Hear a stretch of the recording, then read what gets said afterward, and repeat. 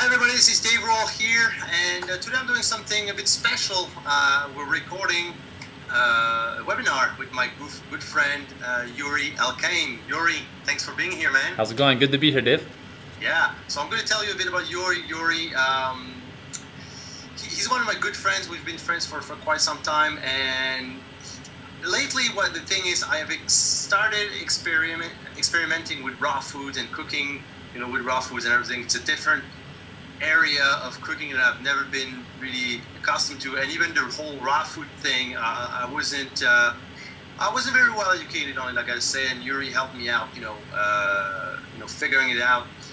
And so today I want to talk to you about it, and I brought Yuri in. So thanks for joining us, man. It's good to hear. Good to be here, and I'm happy to share some new insights with you and your followers. There you go. So I hope you guys are going to learn something today. Yeah. We're going to start maybe by a little introduction. Who are you, and why raw food is your way to go, and a little bit about yourself. Yeah. Well, okay. So I'll give you my expertise background. So I went through actually my whole life playing soccer. My goal was to play professional soccer, and I did that in my early 20s. And at the same time, I was very passionate about learning. So I went to school at the University of Toronto for kinesiology. So I was very healthy and active my whole life. But what I didn't realize was when I was playing soccer, I had an epiphany when I actually stopped playing. And that was when I looked back on my career. I was always tired all the time. I was always my body was just really drained and fatigued all the time. And my performances started to suffer. And when I looked back to how I was eating at the time, now it makes a lot of sense. I was playing in France, so I'd go to my local boulangerie and I'd have baguettes and like a whole baguette like once a day. It was crazy, and just cereals and pastas and all sorts of foods that just drain your energy. So at the time, I thought I was eating like athletes are supposed to eat, lots of carbs and all this kind of stuff. But in essence, it was really detrimental to my health and my performance. Now, before that, when I was 17, in this picture, actually, this is a before and after of me.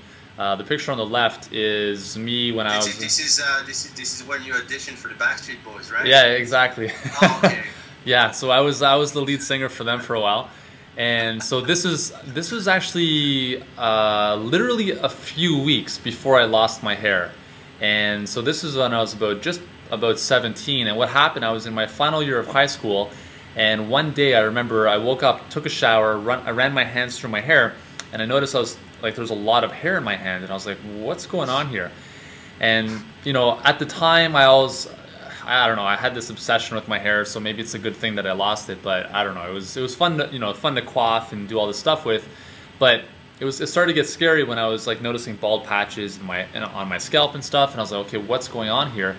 And within literally like 3 weeks, I lost all my hair. So not just all of my hair on my head, like my eyebrows, eyelashes, everything, all over my body. And it's an autoimmune condition called alopecia. So this happened to me over like 3 weeks in my last year of high school. And it was crazy to walk down the halls and like see people looking at me as if I were some type of chemo patient. So it was really, at the time, a little bit weird.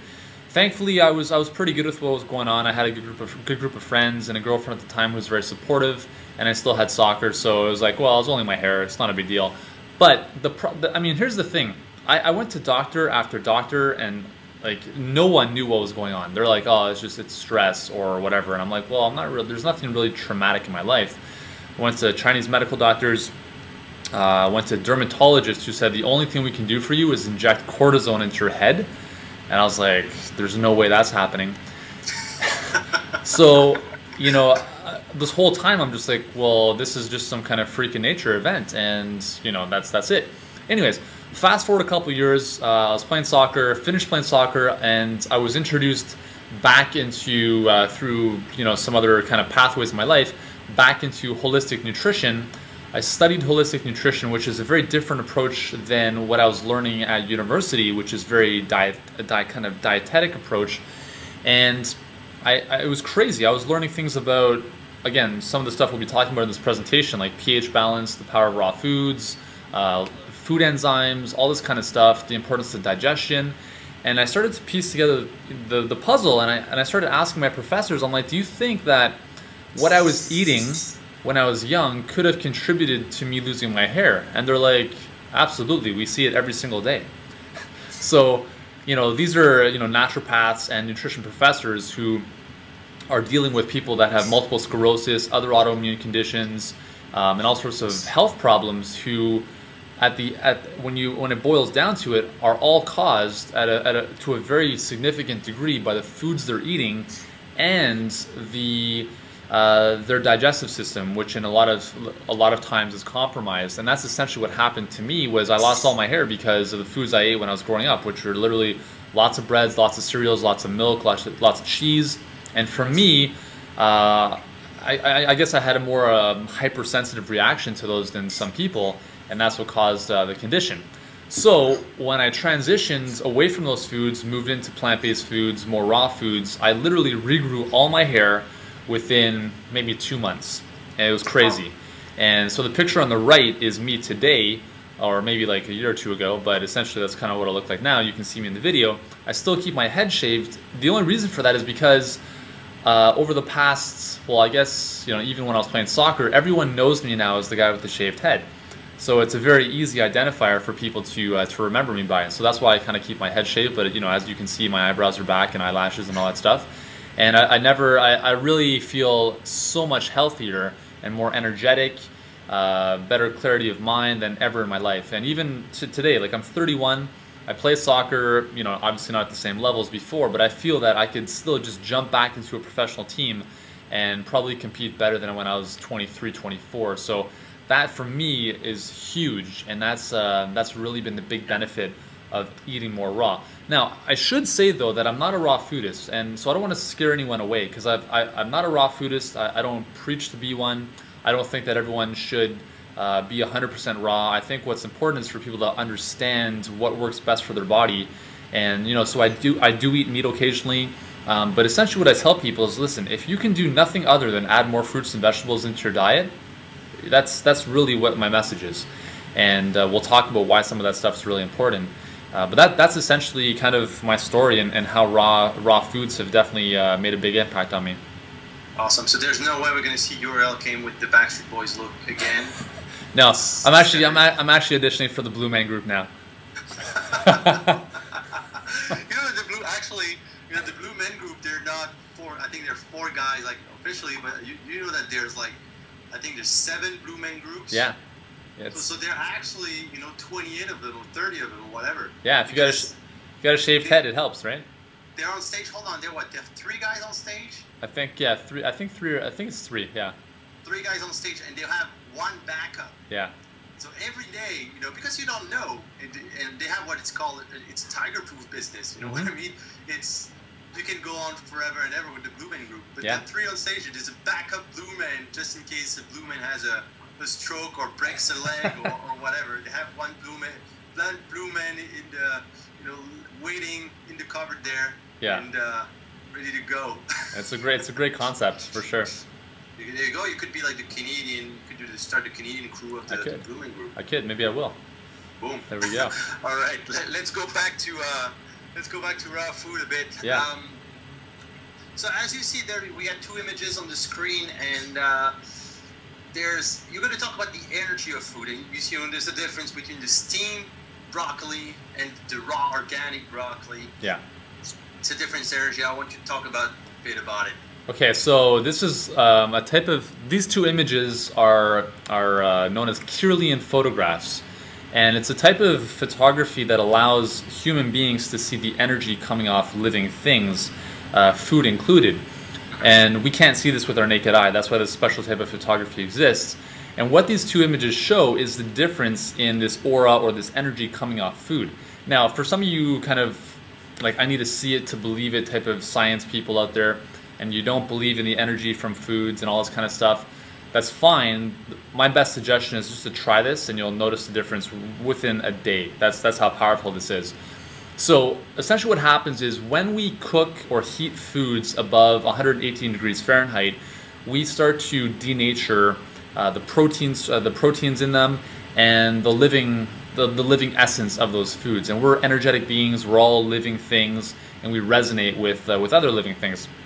So when we start to move away from what's natural and we start to denature it, either it could be the processing process, of man-made foods, or it could be of heating foods, whether it's cooking, steaming, baking, whatever. What happens is that we lose that natural energy from these foods. And what happens in this process is that this energy is related to things like the protein structures, the food enzymes within these foods, the minerals and vitamins a lot of times are lessened by cooking. And that's the importance of adding more raw foods into your diet. Now, it's not to say that if you have I just had steamed broccoli for lunch, and that's just because I enjoy steamed broccoli better than raw broccoli, just because it's a little bit easier to digest. Having said that, again, you don't have to be fanatical about this stuff, but just understanding that, hey, if I cook all of my foods, I'm going to start losing some of the vital elements of them. And we talked about this energy factor, which is one of them. But another one I want to talk about is food enzymes. So, Dave, you know that when we digest foods, our pancreas secretes digestive enzymes and our stomach releases digestive juice to digest the foods. But that happens more so when we're eating cooked foods, because a food, for instance, if you have a piece of broccoli, that broccoli will naturally have enzymes inside of it, which will help its own digestion in your stomach. When you cook that food, or when you cook any, apple or any kind of any food, those enzymes, because they're protein molecules, become denatured, so they don't work anymore, which means that your body now has to use more of its own digestive enzymes to break down that food. So that's why sometimes when you have, if you ever experience fatigue or lethargy after meals, or if your tummy's bloated, those are signs and symptoms that there's some digestive difficulties happening. Either your digestive system is a little bit weak, or you might need some digestive enzyme assistance to break down those cooked foods. That doesn't happen that often with raw foods. And one of the things that, I have a lot of friends who are not raw, and we've got, I think, 1 or 2 really good raw food restaurants in Toronto. And when we go to them, very rarely, because I live outside the city now, they talk about how amazing they feel after eating these dishes. That, again, it might be a very, very small portion, but they feel energized, they don't feel excessively bloated and full, and they just feel satiated because they're getting all the nutrition that they normally wouldn't necessarily get if they were eating that same dish in a cooked format. So when you heat something, you lose the food enzymes in that food. The vitamins and minerals are also decreased significantly as well. So if you want more bang for your buck out of your foods, adding more raw foods is definitely. Okay, one thing I want to say, guys, is that's what Yuri was saying.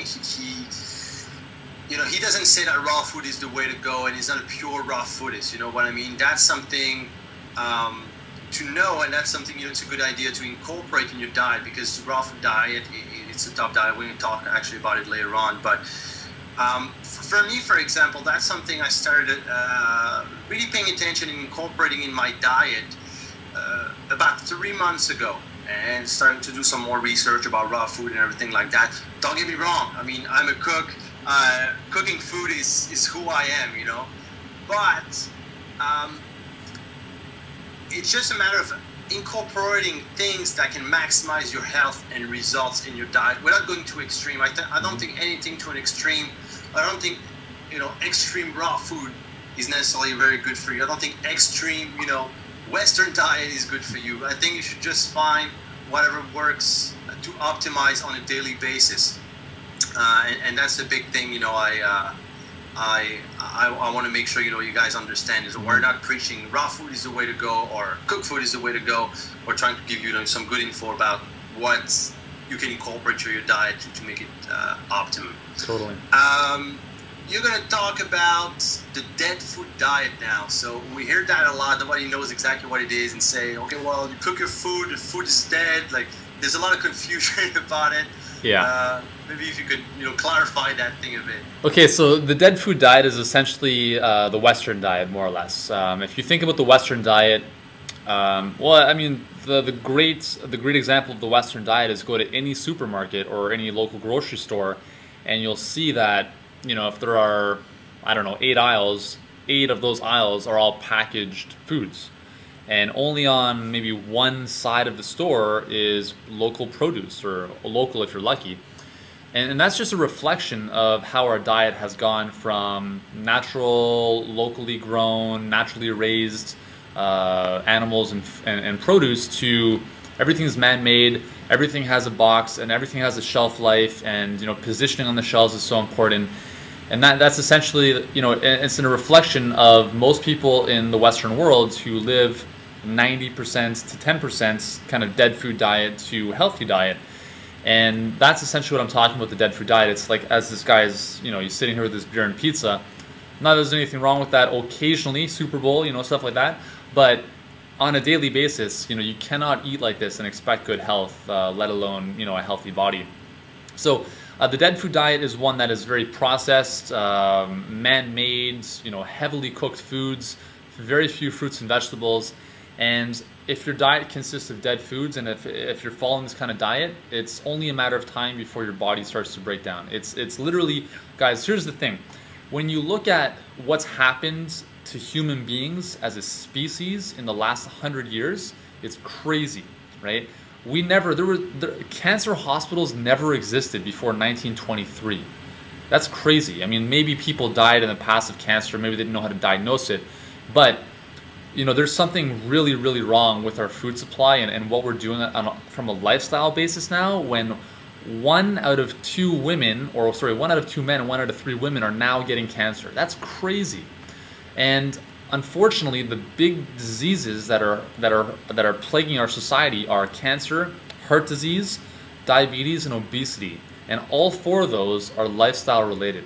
And it's very, obviously as human beings, we're very retroactive. We tend to wait until, poop hits the fan, until we do something about it. But if you can start to recognize how simple changes with what you're doing with food, just food alone, can make to your, to your life expectancy, to your health on a daily basis, to being able to have more energy, to being able to perform better on less sleep, to get more out of life. I mean, it's so powerful that that's why it's really important to watch things like this webinar and listen to this kind of information, because unless you're exposed to this, what's happening is you're being exposed to commercials and other messages that are telling you that bread is great, that man-made foods are the way to go. You're seeing commercials from Wendy's with all these burgers, and that's what you're feeling like eating.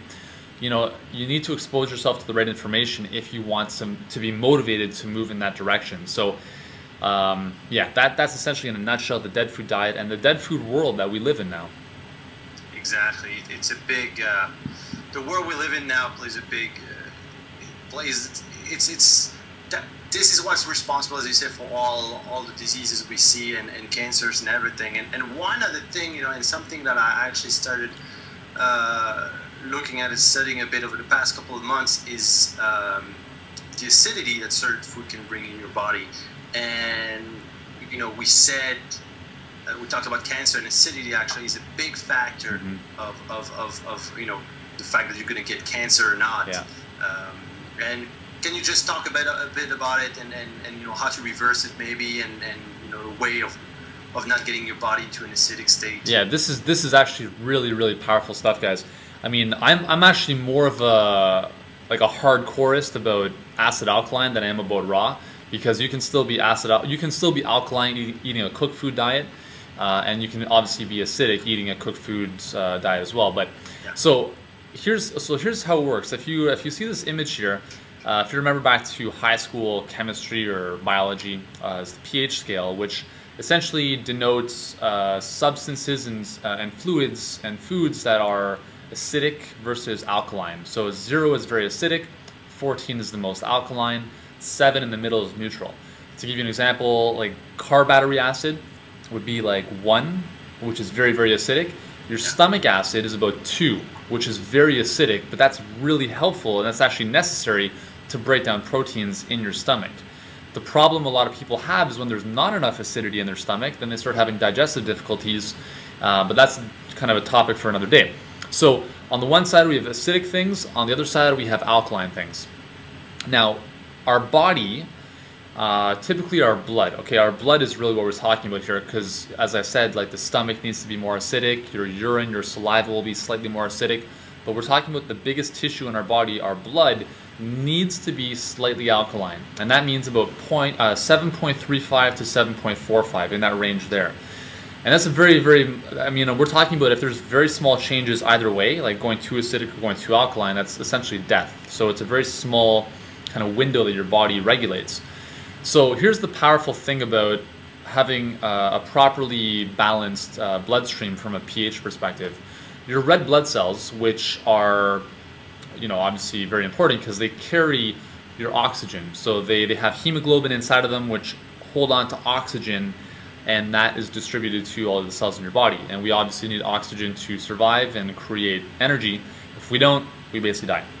So if your blood becomes too acidic, all these red blood cells start to clump together. So think about it this way. Think about your local highway, you know, wherever you live. If you drive on that highway during rush hour, it's going to be very tough to get from A to B. It might take an hour, for instance. Whereas if you drive on that highway at 3 in the morning, you'll get from A to B in maybe 20 minutes. And it's the same thing that happens in your blood. If your blood is acidic, it's like getting your red blood cells through a traffic jam. They stick together. They're not able to get from A to B as well as they should.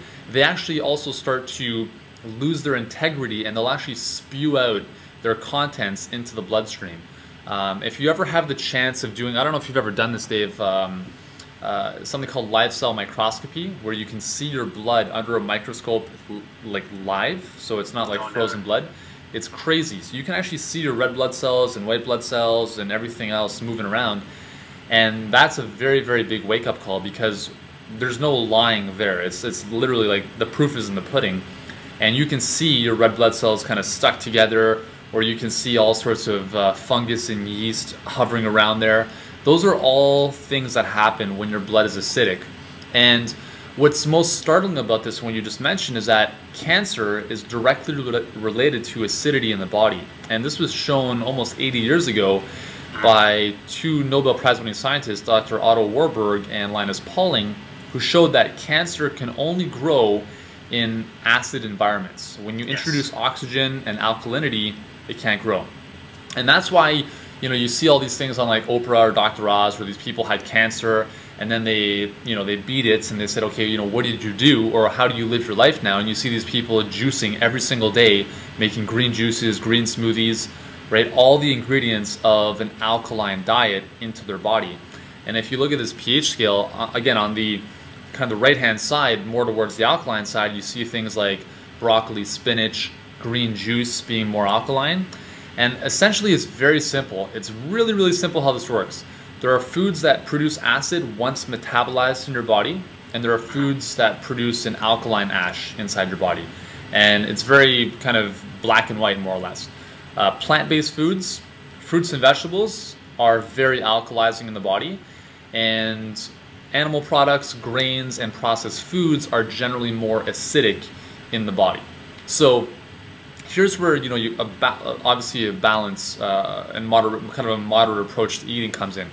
If you follow, for instance, metabolic cooking, which I think is an awesome program, and you have more meat-based recipes, understanding that, you know, they're going to produce a little bit of acidity in the body, that's fine. But if you can balance that out with a salad, with some veggies on the side, at least you're getting a lot more alkalinity, alkalizing minerals into your body. That's really important. So that's why, again, having this understanding is important, because it's not about, oh my God, I can never have a piece of meat ever again because I'm going to have cancer. It's about understanding that, you know, if you can balance it out with alkalizing foods, that's a really, really powerful approach. And the cool thing is, you know, this is actually really powerful. Studies have shown that you can change the acidity in your blood in 4 hours. So if you're, let's say you go on a binger, you're in university, you go on a binger, you have too much to drink, you're eating at McDonald's, all this kind of great stuff, you feel amazing when you wake up, obviously. If you were to wake up and have, let's say, I don't know, well, here's what I do. I'll usually start my mornings with a green smoothie. I end up making a whole blender worth, so it's about 1.5 liters. If I drink that and I did a litmus test for my pH from my saliva, studies have shown that you can literally change the pH in your blood in 4 hours. So you can almost negate what happens a few hours ago or yesterday, simply by adding more alkalizing foods into your body. And that's massively powerful. Not to say that, you know, you should go on benders every night and then have a green juice the next morning, but it just goes to show you how cool this stuff really is. Yeah, exactly. Again, like, the great thing, you know, it's not something, you know, you should be focused like, oh shit, I gotta go and go on an alkaline diet and make sure that all my food I eat is alkaline and everything. It doesn't work like that, as you said. You know, that doesn't mean that, although like you see on the chart there, coffee is fairly acidic. Yeah. That doesn't mean you should completely stop drinking coffee. That means you should compensate on your diet by incorporating more alkaline foods. Yeah. I get my coffee in the morning. So I get my coffee right now. Vavoom. Vavoom. That's a store actually down. There Nice. you go. But you see, I get coffee. But on the other hand, I compensate with, you know, more alkaline foods. What I did as well recently is add. I purchased. It's a very expensive device, but it's a very nice device. It's called a Kangen water machine. It's a water. Basically, it's going to separate your water between acidic and alkaline. Yeah. So all you drink is the alkaline water, and you can choose to get a pH up to 9.5, which is fairly high, and that compensates a lot, you know, for what you do other than, you know, all the food you would get or things you would drink. For example, for me, that compensates for my coffee and other stuff that I would drink. But the great thing, you know, by adding alkaline water, I'm reducing my chances of cancer. I obviously live more healthier. And the Kangen machine actually microclusters the water, jams with antioxidants and everything like that. So it's a big investment. If you guys are interested into it, you can shoot me an email. It's very expensive, but very worth it.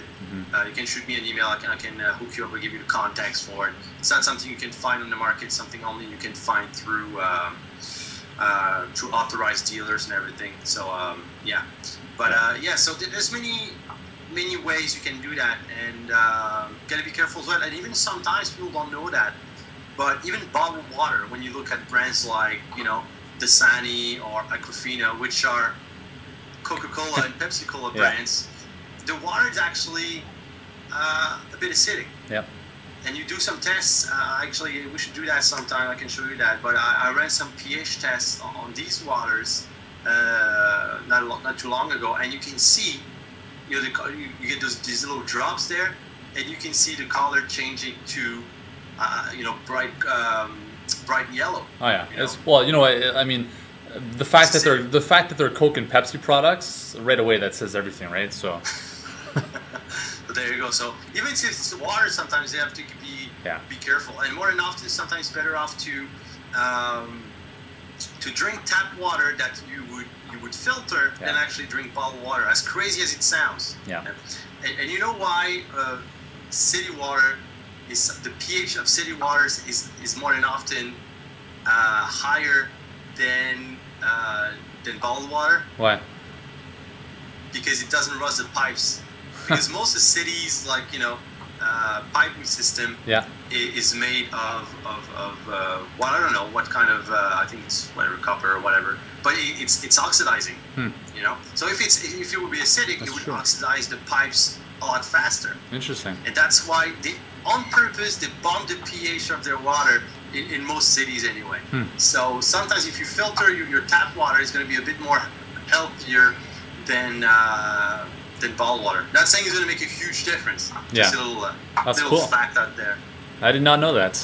That's awesome. You didn't know? There you go. So that Very part. cool. But you live in the city, you have nice clean water. Actually, you know what? So here's a funny story. So we You moved. live in the country, I mean. Sorry. We moved out of the city where we had decent tap water, and we moved to about a 45-minute drive outside the city, and the water, like, it smells like rotten eggs. Okay, so we had to put in a filtration system to soften the water. You know, everything was great. We put in a reverse osmosis, which was the only option for us at the time, which is not as good as the Kangen water system. But I have like an electrolyte solution thing where I add minerals back into the water, so it raises the pH, which is nice. But then we just found out that the city pipes, because it's an older town, they had like this iron-borne bacteria in them, so it's still giving off this weird sulfur smell. So we had to put this other like hydrogen peroxide system thing in there, and like several $1,000s later, we actually have normal water, which in the city would have been, you know, free of charge, but it's all good. Oh well. Yeah. Well, at least you live in a country. You have those benefits now. Oh, it's awesome. Pros Definitely. and cons. Exactly. So let's talk about the big benefits. You know, we talk about the energy and so on, acidity versus alkaline and everything. But what are the big benefits? You know, why people should really start incorporating a bit more raw food into diet now? Yeah, I mean, the big benefits are really, and again, this is something that I tell people. I don't get into arguments or debates with people anymore about this stuff. I just say, listen, if you're open enough to try this for like 2 or 3 days, then we'll talk, because you're going to notice a massive difference. So honestly, most people look to raw food because they heard that it's beneficial for losing weight, and it is. I mean, if you're looking to lose weight, you could lose weight very, very quickly and safely by going to more of a raw food diet, because when you do so, you naturally eliminate a lot of the garbage out of your diet. So you stop eating a lot of breads and grains that naturally retain water and are inflammatory in your body. So right away, a lot of people, it's just like 5 pounds gone like by tomorrow. And that's just weight that didn't need to be there in the first place. The other thing is with raw food, and I just had somebody on Facebook ask me about this today. They're like, you know, I started like some of the recipes that I recommended for them. By lunchtime, they were like, they didn't have to eat anything for the rest of the day. And they're like, is this normal? Because normally when I was eating like the Western diet, I was having to eat all the time. And the reason for this is because your body doesn't necessarily crave calories, it craves minerals. And when you give your body enough minerals, it knows that it basically is satiated. So with raw food, because you're getting better quality nutrition, you actually don't have to eat as much. And that's really powerful for weight loss, because now you're not always eating. You're actually giving your body the nutrition that it needs. So that's really, really powerful from a weight loss perspective. The biggest thing for me, and again, I'm not a very heavy guy, and so losing weight was not on the top of my priority list. But for me, the energy that you get from raw food, I can't even compare it to anything. It's crazy. You know, and I think a lot of people want more energy, because if you think about, and I'm actually going to put together a new report on this because I think it's a very, very big issue, is the propensity of energy drinks. When you look at, and I'm not like, coffee is, you know, I actually enjoy coffee, but I've switched to decaf recently, which is good for me. But when you look at things like Red Bull, Full Throttle, Monster, the market for energy drinks is huge. I mean, it's crazy. And why is that? Well, people want that surge of energy, but it's only a very short duration. It's maybe an hour, 2 hours, 3 hours max, and then you crash again, and you're going out looking like some squirrel for nuts, like looking for the next sugar fix or caffeine fix, and it just goes up and down like that. The biggest thing when you're adding more alkalizing foods into your body, more green foods, more raw, is this sustained energy. That it's tough to explain, but it's just, you feel, it's amazing. So this kind of sustained energy is awesome, and that's the biggest benefit for me that I noticed. A glowing skin, you can go into, I'll never forget this, when I was working in, this is before I went raw, probably like 9 years ago, when I was working in a corporate gym. I remember this lady, she was, I don't know, she looked like she was in her early 40s, maybe she was 70, I don't even know. But her skin, it looked like she was one of those mannequins from the Madame Tussauds gallery in Vegas or something. Just like this wax kind of glow about her skin, and I was just like, wow, like what is it that she's doing? And a little while later, I was in Whole Foods. This is several months later. I was at Whole Foods, and she was there as well. And I was talking to her, and she was buying like this massive batch of coconuts. And she was talking about how she's pretty much raw and all this kind of stuff, and she just had this glow about her. And I was just like, wow, that's impressive. And that's a big thing you'll notice, is when people are more raw, they have this glow about them. Their skin glows. It's really, really nice. Their eyes have a little bit more vibrancy to them. So these are all things that are very tough to quantify. I mean, I can't even give you the rationale other than the nutrition and the life force that it gives you for why this happens, but it's just something that you observe very, very quickly. Greater mental clarity, that's a big one for me, because I love what I do. I love my business, and you know, being able to be productive and creative and have that, and not have mental fog, is really important for me. So that's been a big benefit, and literally incredible health. That's really important because especially if you're taking a more proactive approach, even if you've had a health scare and you're looking to lose weight or prevent cancer or get back from a heart attack, all of this stuff can be tremendously reduced and greatly benefited from by eating simply more plant-based foods, right? As Michael Pollan said, is like basically eat less food, mainly plants, and that's essentially a really simple kind of philosophy to live by. And it just so happens that that just kind of falls into the category of eating more raw foods as well. And that's just a couple benefits. And I mean, there's really anything you can think of.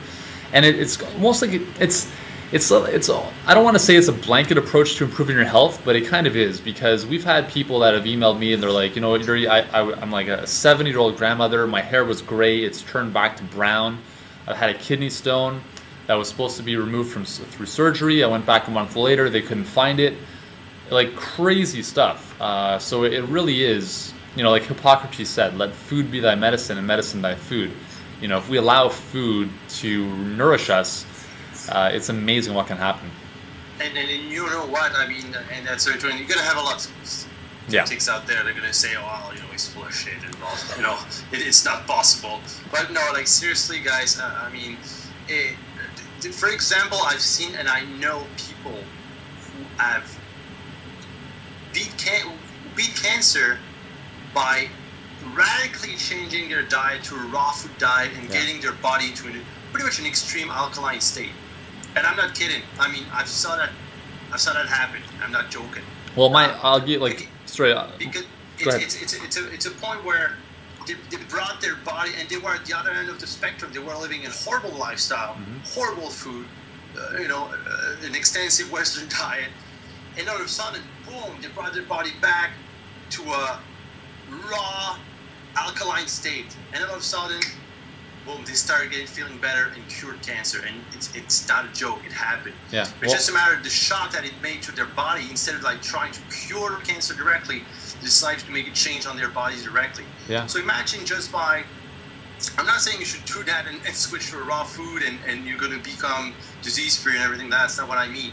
It's just like, when you think about incorporating a bit of raw food in your system, imagine on a long run of the course of 50, 60, 70 years, what it can do to you. Yeah. You know what I mean? Well, this is the point. I'll give you the perfect example. Like my dad, 10 years ago, had colorectal cancer, and he basically developed that because there was no genetic history of that in the family, but basically before that, he was eating a lot of processed meats, so a lot of nitrites, which are correlated with colorectal cancer, high stress, smoked, drank, not a lot, but occasionally. I mean, so all these risk factors for developing that kind of cancer. Never really open to greens or healthier foods. And when he developed that, his brother, my uncle, who's a little bit more health proactive, brought him a wheatgrass juicer, and he started juicing wheatgrass, which is one of the most powerful greens that you can possibly put in your body. And he started doing that. He started using sprouts like broccoli sprouts and different types of alfalfa sprouts and all sorts of green sprouts. And that was a huge benefit for him in being able to battle colorectal cancer. And now he's, obviously several years later, he's totally fine. But it's sad that it took something like that to make that change. But thankfully, he did make the change, and he's obviously here to talk about it today. So it's awesome. Exactly. Yeah. So yeah, we'll move to the next point now. And we're going to talk about a bit of the problems that you can have with raw food type of diet. And I mean, I can talk from experience. I really started getting more interested in raw food, getting more, I'm a big fan. I'm not a very scientific guy. I don't like, base myself on science stuff. I'd rather than experiment for myself and see how it works and see how you can implement things into your lifestyle. And I mean, I have a bodybuilding type of background, and I still, love the bodybuilding type of food approach and nutrition that goes with it. I was just trying to find a way to improve it. You know what I mean? Trying to find a way to make it something that goes beyond the whole fact of eating to build muscle. Yeah. You know what I mean? Or eating to lose fat. It's eating for optimum health and feeling better overall. You know what I mean? And improving your capacities. For sure. And yeah, there's some basic stuff you can do eating raw food. You know, eating more, as you said, fruit and veggies and so on. Doing a couple of things. But what's very complicated, and a lot of people take the wrong message and try to go too extreme about it and switch their lifestyle to a total raw lifestyle, and they realize that, oh crap, it's actually very more difficult than I thought. And what happens sometimes, they become, and I say maybe underfed sometimes. You see a lot of guys actually that extreme raw foodists, but I don't know if they don't take the time to do it properly or whatever, but I've noticed quite a few actually look sick. You know what I mean? For sure. And a lot of people that turn into a raw vegan lifestyle, but maybe too prematurely, and I don't know if they didn't do their homework before or whatever. And yeah, there's definitely some problems associated with it, and maybe you can, you know, debunk the mystery about it and you know, talk about from experience as well. Yeah, I think like for me, when I started getting into raw foods about 5 years ago, I started basically, I ordered all the raw food books, like all the different cookbooks and all the recipe books, and I was really like pumped up, and I was like, yeah, I got a dehydrator, I got my Vitamix, I'm good.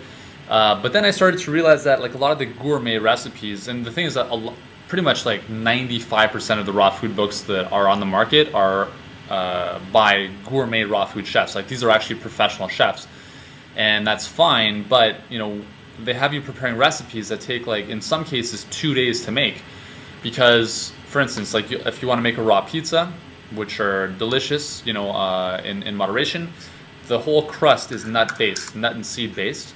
And so in order to kind of solidify that crust, you have to put it in the dehydrator, and that takes like a day to do. Take it back out, put the toppings on, put it back in, and like 2 days later you have dinner. So for me, I'm like, I don't want to do that, right? And don't get me wrong, there's some amazing recipes and some more simple ones that you can do using a dehydrator, like kale chips, and you can make some really cool like onion crackers and different types of like fake breads, which are actually really good. If you want to do that, by all means, like there's some really amazing stuff. But for me, I never really got really excited about that. So I was just like, you know, there's too many exotic ingredients, like stuff I couldn't even find in like Asian markets, which usually have a lot of the exotic stuff. I couldn't even find it there. And the recipes just took too long. So that was like the first big thing, like a warning flag for me. The second thing was, because a lot of the recipes were dehydrator based, they inherently involve a lot of nuts and seeds. And that's, I mean, nuts and seeds are okay, and in moderation again. I'm more of a fan of, for instance, walnuts, which are higher in omega-3s than, you know, everything else, which are higher in omega-6s. And omega-3s obviously are anti-inflammatory. Most other nuts and seeds have higher amounts of omega-6s, which are pro-inflammatory. So, you know, those are, and especially if you're looking to lose weight, right? If you're eating a lot of nuts and seeds, you're just going to feel heavy. You're going to be taking in more calories. And again, it just didn't jive well with my body. So that's why I didn't want to make too many of these like special gourmet recipes. And the other thing is that it's not sustainable to eat that way. I mean, it's very tough to prepare these elaborate meals, whether they're cooked or raw, all the time. It takes a lot of effort, it takes a lot of preparation, and it becomes very tiring. So that's those are a few reasons that, you know, I kind of, you know, it wasn't too crazy about a lot of the raw food diets out there. Hold on a second. I think your image just froze, right? Yeah, I think I just put it back up. Should be okay, hopefully. Okay. Yeah. I'll let you finish your stuff. I'm just going to chime in now. Yeah, go ahead. All right. Yeah, I mean, you said it could be very overwhelming, it's actually very tough. And I'm not saying it's impossible to turn into 100% raw food diet. I mean, I admire people who actually can do that. Mm-hmm. They must be very disciplined and very organized, I guess. But you know, the people I talk to, like guys like you, some of my friends, you know, Matt Glant, Wade Lightheart, who are more they're just like you know. They say, okay, you should eat a bit of raw food. You know, try to incorporate raw food in your diet. Like but they all say, you know, it's pointless for to think that you can potentially go on a complete raw food diet. You know what I mean? Keep doing what you do, incorporate a bit of it, and you're going to see the difference. It's going to make your body, anything you can do to make your good good things for your body, the better it is. Yeah, and I think also I just want to jump in there for a sec. Like, it's part of a journey too. It's part of a process. Like some people, like for instance, when I first went raw, I was pretty much 100% raw for several months, and I felt great at the time. At the time, it worked for me. At where I am right now in my life, I've kind of evolved to a point where I feel like I can allow myself to bring other foods back in, like various animal products, eggs, meat occasionally, and that's just because I'm like we're all on a journey. That's kind of where I am on my path, and whether you want to add 100% raw to your lifestyle or 10% or none, it doesn't matter. It's just it's part of your evolution. Wherever you are right now is all that matters. It's just about being open-minded to try new things, and if they work for you, great. If not, that's fine as well. Exactly. And you said it goes with a progression you have in your life. From my own experience, for example, when I first started in bodybuilding, I was like, I didn't care where my food was coming from. Yeah. That was the least of my problem, the last of my problems. I didn't care at all. It could be like processed food, whatever. I just was eating whatever. It was high in protein. It was good. You know what I mean? Yeah. That was my own mentality. Then I got started, more educating myself. I mean, obviously, getting my degrees and everything like that, and caring about the sources of my food and so on. And now I realize that, and getting to bodybuilding, and now I realize, I'm at a point where I want to keep what I got. I want to keep my lifestyle. I just want to make it even better. Yeah. I want to optimize it, and this is where I came across incorporating more raw foods in my diet, and I actually started cooking with a dehydrator. Not a whole lot, maybe I gotta say I maybe cook 2 recipes a week with my dehydrator, but it's still that, you know what I mean? I test other stuff, I try other stuff that's gonna make me healthier, and I'm not gonna lie, like I'm not pushing as heavy as I was, in my early 20s. I'm not bench pressing the same amount of weight. I'm not squatting the same amount. But you know what? And even now, I'm not even eating as much food as I used to be, when I was a competitive bodybuilder. Yeah. But what I realize now is incorporating little things like that on a daily basis, it makes a huge difference. I mean, I watched myself in the mirror yesterday, and I was like, wow, I look pretty much as good as I was when I was training friggin' hard for bodybuilding shows. And it feels like now it's just part of my life. I just eat normal. For me, it's part of my lifestyle. I do, whatever I want, pretty much. And like, wow, it's pretty amazing. And it's just a matter of being open to new stuff. Yeah. Don't say this is the way to go and this is the only way to go. Be open to different approach, ways you can incorporate, things you can incorporate in your diet, in your daily life that's going to make it even better. Yeah, exactly. You know what I mean? So. It's all about keeping an open mind. Totally. Maybe we can talk now. Like, what's your formula for success? Like, what's an easy way to incorporate a bit of raw food in your diet on a daily life? Realistically, to benefit from raw food. For my readers that are more, probably more bodybuilding, fitness oriented, and live more like a fitness and bodybuilding type of nutrition, just like I do, basically. Yeah, and again, guys, like, I mean, I'm kind of coming from the same background because I played professional soccer. So even though I wasn't bodybuilding, I was, a very high level of sport. And for me, understanding this type of nutrition would have made a huge difference for me back then. I mean, I can only imagine what that would have done for my recovery time, everything. Anyways, again, we just talked about 3 of the problems, like, these elaborate meals take too long to make, blah, blah, blah. So I never, I tried them for a while. Some of them were good, some of them not so much. What really resonated with me was stuff that was quick to make, that tasted really nice, really delicious. And so what I ended up kind of gravitating towards were recipes and solutions that were fresh, which means that, you're eating produce pretty instantaneously. Like, so, you're not buying something and then letting it sit for weeks on end, or, it kind of cuts down on the amount of dehydrator based recipes you're making, because, if you buy lettuce, you're going to eat it within a day or 2. So focusing on fresh foods was a really simple way for me to ensure that I was getting in all the nutrients that I needed. And that's a very, very simple thing to do. So it could be salads, it could be smoothies, it could be juices. It really doesn't matter.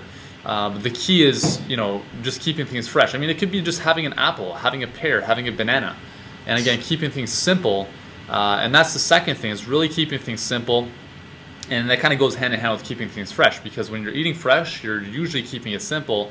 And right now, my diet probably consists of about 70% liquid, which is, again, out of utter laziness to prepare foods. So I just throw all my foods in a blender and live off smoothies most of the time. But I'm actually getting a lot of nutrition because I'm able to pack in 5, 6, 7 servings of fruits and vegetables into a glass. And that's really powerful for giving me everything I need. Post-workout, pre-workout, I mean, I train harder now than I did when I was playing professional soccer. And that, I mean, that's pretty awesome. The other thing I recommend to people is, I'm just going to adjust my video here because I think it paused again. The other thing I recommend to people is to stick to one approach, because sometimes, you know, you can bounce from one thing to the next, and you're like, well, one person said this, another person said this, and now you're totally confused. So I want to give you an example of this. Would be just within the raw food, within the raw community. I mean, it's crazy how much bickering and battering there is. It's actually really annoying, because some people are like, oh, I got to eat a high-fat raw food diet. Other people are like, no, it's got to be 80-10-10, which means 80% of your diet is fruit, and then 10% fat, 10% protein. And then like everyone has their science behind why their way should be the way, and it's crazy, right? So if you go from one to the next, you're just like, what do I do? So here's what you have to do. You have to try something out, see if it works for you, and if it does, just stick with it until you're comfortable, until it's part of your lifestyle. And then once you've evolved to a certain point where you're like, okay, I'm ready to try something else or add something into my life, then you can start bringing things in. But the last thing you want to do is start doing every single thing under the sun and just being totally lost. So find one thing that works for you, stick with it, let it kind of ingrain into who you are, and then add stuff in as you go forward. That's a great tip. And you know what, I always say that to all my customers when they ask, you know, what should I do? What should I, like, you know, don't try to do everything right or try every approach. If a guy says that or whatever, because more than often someone's going to say something, but it's particular and it has to be taken in a concept, in the right context. He says something, but it's for a particular program, a particular diet that they're using. You know, you cannot take that point and apply it to another approach. So stick with something that works for you. You know what I mean? If, for example, I say you should eat this for breakfast, this for a snack, this for lunch. I mean, it's obviously because I tried it and it works for me, it worked for my clients. That doesn't mean, you know, that I have the absolute solution that's absolutely going to work for you. Try what works for yourself, find an approach that fits you, and then, you know, you can incorporate other stuff. Build yourself a strong base, and then pick, you know, the parts that you want that you can test and apply to your life. That's what I did with the raw food. I found exactly what I needed. I mean, I know my nutrition. I know what I would know for I know what I need for myself. I tested something. I saw that it was working. I applied it to my daily life. You know what I mean? It's good. So stick to one approach and you know, keep improving. You know, it's not going to happen overnight, and you're not going to figure everything out, you know, in a week. It's going to take some experiments. It's going to take some time. It's going to take more than likely sometimes years to find out exactly, you know, the right approach for you. Sometimes it can take you like a month. But please don't get overwhelmed and don't listen to too many people. You know, make your own opinions. Making your own opinions sometimes it's better than listening to too many experts. So that's one great tip right there. So you said, it's not just about becoming raw food. It's more eating more fruits and veggies. It's as basic as that, basically, right? Yeah, I mean, that's pretty much my approach. I'm not fanatical about becoming a raw foodist, and I understand that for some people, being 100% raw is right for them. That's totally fine. I totally understand that. But for me, my approach, I can help you, I can help you get there if you want. So I can kind of show you the path, but it's up to you. And for me, what I really try to impart upon people is to really eat more plant-based foods, right? Eat more fruits and vegetables in their natural states, and that really is going to form a great foundation. You'll get everything you need. You'll get the protein, you'll get the carbs, you'll get the fats, you'll get everything you need as long as you're eating enough calories from a good variety of sources of whole foods. That's it. There you go. So, guys, Yuri has a great book named Eating for Energy. As he said, it's the raw food diet for real people. And guys, it's an awesome book. I went through it, and it's a very non-complicated approach to incorporate some raw foods in your diet. What I like about Yuri, again, and we said that a lot during this call, it is not an extreme guy who's going to say raw diet is the way to go, and all the other diets are crap, and what you do is wrong, and listen to me because I'm right. He's really doing this for to help people actually improving their health, improve their energy, and for real people like you and I, Yeah. And I started with raw food, with guys like Yuri, and I got really educated on it, and that was the thing, really getting the bottom line, about exactly what raw food is and how I could incorporate that in my daily life, and that has made some good things for me. I had some great results by just basic stuff, very basic stuff that I incorporated in my diet. I didn't change my diet. I didn't, I just took something, incorporated it, and I was very surprised. I think you'll be very surprised too. Eating for Energy, that's the name of the book. It's a great book. You're going to see underneath that screen, you're going to have some kind of link or banner that you can click. It's going to bring you to the books page, and you can check it out. I think it has been voted #1 raw food program on ClickBank, right? Yeah, it's on the web, as far as we know, it's the most popular raw food program. We have a ton of people that endorse it and promote it. Even the raw food gurus themselves, like David Wolf and a bunch of other people, they promote it as well, because they believe that it's a great starting. It's a good starting point for a lot of people, and that's why we call it the raw food diet for real people. Is that it's not about living in the forest and picking mushrooms. It's about what you can do as a busy person, with a life. And again, just to give you a sneak peek, with the program, you get 120 raw food recipes. Yes, they're all raw, but my goal with that is to say, if you want to try all raw for a day, that's great. If you want to add some of these breakfast cereals or, wraps or different raw pastas or things that we have, just try them at your own leisure. We have a meal plan that puts them all on the plate for you. But again, you don't have to follow it to the T. And I tell people, if you apply just 10% of what I teach you in the program, it will change your life. And even if you keep doing what you're doing, just apply 10% of what we talk about, it'll make a huge difference for you. That's awesome. I actually never realized when I was reading it that you had 120 recipes. That's, and I should say that's awesome. I should say that they take less than 10 minutes to prepare, because as I was really frustrated with long recipes, these ones take less than 10 minutes, again, out of my utter laziness, and they also taste amazing. So I know you guys will really enjoy them. They include smoothie recipes, juicing recipes, salads, soups, everything. It's amazing. Yeah. There you go. Wonderful. Yeah. So basically, who can use that? Like, who is it for?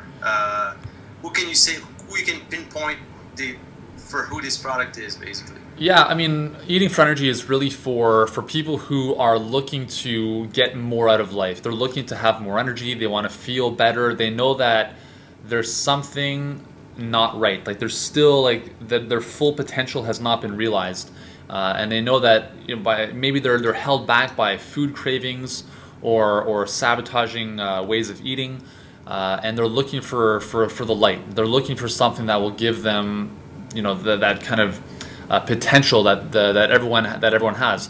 So it really is for people who are, aside from that, people who want to lose weight, people who want to have more energy, look younger, prevent sickness and disease, and perform better. You know, really it is for people who really want to take their game to the next level in life, right? Just to be the best person that you can possibly be. Wonderful. Yeah. So there you go, guys. Eating for energy, the raw food diet for real people. So go check it out. There's a link below. You can click on it. It's going to give you more information. And there's actually quite a few bonuses and goodies you're giving away with it. So go check it out. Yeah. Yuri Elkaim, thank you so much for taking the time to talk to us today, man. It's greatly appreciated. I hope my readers and customers I've learned something today. You know what I hope mean? so. It's yeah. Guys, the raw food. It's a learning process. You know, it's something I got interested in not too long ago, and I felt I needed to share that with you guys. So hopefully you're gonna get some good info out of it. Yuri, thanks again, man. It's been a pleasure, buddy. I'm more likely gonna see you soon. Yeah. All right. Thanks, Dave.